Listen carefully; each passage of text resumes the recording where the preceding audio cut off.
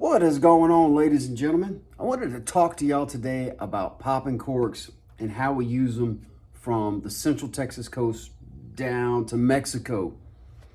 Why is this such a big deal? Well, if you're in East Texas, you're probably used to using something like the Cajun Thunder. And they do make a thunderous noise. They make a lot of racket. Yep. If you're down here though, it can be too much, people.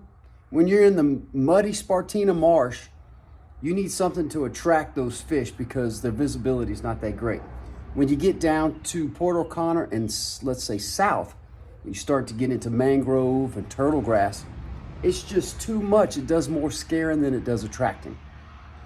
So I've kind of started scaling the popping corks back for when I'm guiding because some people just still love a popping cork. Now, if it's slightly windy, I'll go with something like this H&H. It has no weight on it, the small cigar. If it's slightly windy, if it's a little bit windy, same type of cigar with a little bit of weight, but it's not my preference. My preference is I want to go as small and as light as possible. So you can see in this little box right here what I keep for people. Crappie corks. These guys, this is class A. If it's fairly calm, what I want is a crappie rig cork that I can slide up and down on 15-pound mono or fluoro leader. And I either want just a bare hook of any sort, J-hook, circle hook. If there's no wind, if there's a little bit of wind, 16th ounce at the most. We're gonna use an AM lure or a gulp shrimp for guaranteed smacks because I'm guiding. I want people to catch a lot of stuff. And these flats, I'm looking for 2 foot deep.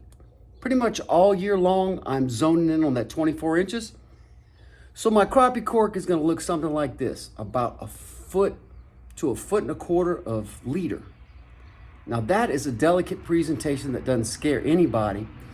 If I chug it, it's just enough, maybe like a Spook Junior, just enough, just to get a little bit of attention, but not scare them because this water is gin clear. You don't want to hit them over the head with it.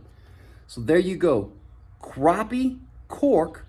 It's got 2 plugs, so I can slide it through. If the flat gets a little too skinny, I'll drop down to 9 or 10 inches. If the flat deepens up, I can slide it through and get it down to more like 2 feet. Crappie corks, the weighted ones are good if the wind picks up a little bit. But the point is, when you're down here, get rid of all the racket, lighten up the pound test, lighten up the leader. It's kind of like going to the Bahamas on a bonefish trip. The water's just too clear for all that racket. Y'all have a great day. We're getting a lot of rain down here, but we need it. Y'all have a great week, and I hope you catch some fish this weekend. Catch you later. What?